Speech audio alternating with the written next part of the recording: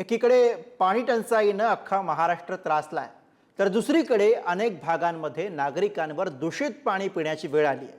या दूषित पाण्यामुळे नागरिकांचे आरोग्य धोक्यात आलंय। जळगावातील एक गाव चक्क किडनी बाधित गाव झालंय। या गावाला किडनी विकारानं कसा वेढा घातलाय बघूयात याविषयीचा हा रिपोर्ट।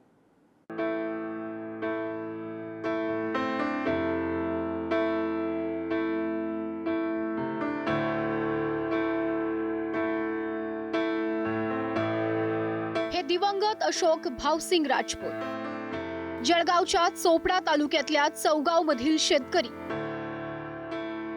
साधं सुपारीचंही व्यसन नसलेले अशोक राजपूत 7 मे 2020 रोजी त्यांचा मृत्यू झाला, कारण त्यांच्या दोन्ही किडन्या फेल झाल्या होत्या गावातल्या दूषित पाण्यामुळे। ते सर सांगायला लागे की वडिलांच्या किडन्या फेल झाल्या आहेत म्हणे। आम्ही अचानक शॉक झालो सर। आम्हाला म्हटलं एवढे चांगले वडिलांना सुपारीचं व्यसन नव्हतं, काही नव्हतं। वडिलांना असं कसं काय प्रॉब्लेम क्रिएट झाला अचानक, आणि तो मेन ऑर्गनवरती झाला, आम्हाला काही कळलंच नाही। डॉक्टरांनी सांगितले की जुना प्रॉब्लेम आहे म्हणे तो, आणि थोडे किडन्यांची साईज पण लहान होती, आणि हे पाणी मेन प्रॉब्लेम म्हणजे पाण्याचा होता। पाणी क्षारवट येतं बुवा तुमच्या गावाचं। त्यानंतर मग वडील वारले, त्यानंतर मग बऱ्याचशा केस अशा म्हणजे वारले आहेत आमच्या ह्याच्यात, बिनव्यसनी वारले। हे उपसरपंच संतोष पाटील। काही वर्षांपूर्वी त्यांचंही किडनी स्टोनचं ऑपरेशन झालं।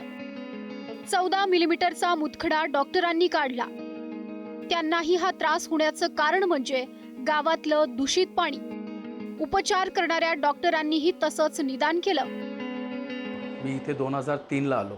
3ला आल्यानंतर इथलं पाणी खानपान सगळं बदललं। त्याच्यानंतर काही वर्षांनंतर माझ्या पोटात दुखू लागलं। दुखल्यानंतर मी डॉक्टरांना दाखवलं। डॉक्टरांनी विचारलं की सर माझं पोट दुखतं आहे। डॉक्टरांनी तपासलं, सोनोग्राफी केली, तर त्यांनी म्हणे तुला किडनी स्टोनचा प्रॉब्लेम झालेला आहे। मग सरांना मी विचारलं याचं कारण काय असू शकतं, तर सरांनी सांगितलं, डॉक्टरांनी सांगितलं की हे 100% तुमच्या इथल्या पाण्यामुळे झालेलं आहे। चौगाव गावातील प्रत्येक घरात किडनीच्या आजाराचा किंवा किडनी स्टोनचा एकतरी रुग्ण आहे। काही लोक 2 वर्षांपासून मूत्रपिंडाच्या आजारानं ग्रस्त आहेत, तर काही लोक 7-8 वर्षांपासून आजाराशी झुंज देत आहेत। एका पाठोपाठ एक अनेकांना किडनीचा त्रास जाणवू लागल्यानं गावात भीतीचं वातावरण पसरलंय। ग्रामस्थांच्या म्हणण्यानुसार दूषित पाण्यामुळेच हा आजार पसरतोय, आणि किडनी विकाराच्या उपचारांवर पाण्यासारखे लाखो रुपये खर्च करावे लागतात। दोन्ही किडनीला सूज आहे माझी। सुरुवातीला काय झालं? सुरुवातीला मला मळमळ होत होतं आणि भाकर जात नव्हती 2 महिन्यापासून। मग मला कसं वाटलं मला ॲसिडिटीस आहे, तर मी तपासले तर मला किडनीचं निघालं। किडनीचमुळे होतं बाबा, आणि पाणी पाहिजे बाबा तुम्हाला फिल्टर। जे लोक आता पाणी पित आहेत त्यांना योग्य आणि चांगल्या रीतीचं पाणी कसं असतं, क्षारयुक्त पाणी कसं असतं याचं ज्ञान त्या ठिकाणी दिलं गेलं पाहिजे। आणि जी जल जीवन मिशनच्या माध्यमातून जी पाण्याची योजना आता राबवण्याचा प्रयत्न चाललेला आहे, खरं बघायला गेलं तर हे एक 10-12 वर्षापासूनचा आमचा हा प्रयत्न होता, परंतु ही योजनेला जो लागणारा उशीर आहे तो कदाचित अनेक लोकांचा जीव घेणारा ठरणार आहे। म्हणून मी शासनाला विनंती करेल की या भागामध्ये एकतर अनेक डॅम हा जवळ पडतो आहे, तिथनं पाणी उचलायचं आणि त्याला फिल्टर करून जर या लोकांना पाण्याची सुविधा करून दिली तर काही लोकांच्या आपण आरोग्याची खेळ थांबवू शकतो।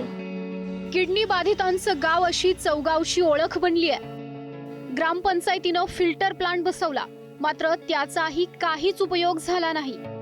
गावातील 4 ते 5 जणांचा मृत्यू झाल्यानंतर आता कुठं जिल्हा प्रशासनाला खडबडून जाग आली आहे।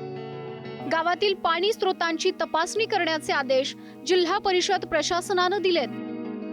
तिकडची भुजळ जे पातळी आहे त्याची टेस्टिंग करून आपण रेन वॉटर हार्वेस्टिंग जे जिल्हा परिषदेने मिशन संजीवनी लॉन्च केलं की त्याच्यामुळे ते वाढली पाहिजे, आणि त्याच्यामुळे जे कॅल्शियम किंवा कॅल्सिटीचं जे प्रमाण खालचे भुजळ स्तरावर असतो तेही टॅकल झालं पाहिजे।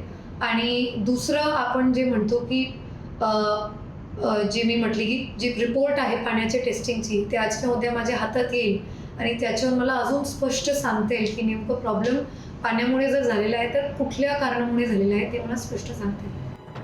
खरोखरच दूषित पाण्यामुळे गावकऱ्यांना किडनीच्या समस्येचा सामना करावा लागतोय का, हे शोधण्याचं मोठं आव्हान प्रशासनासमोर आहे। आता प्रशासन यावर नेमका काय तोडगा काढतोय ते पाहावं लागेल। सचिन गोसावी, पुढारी न्यूज, जळगाव.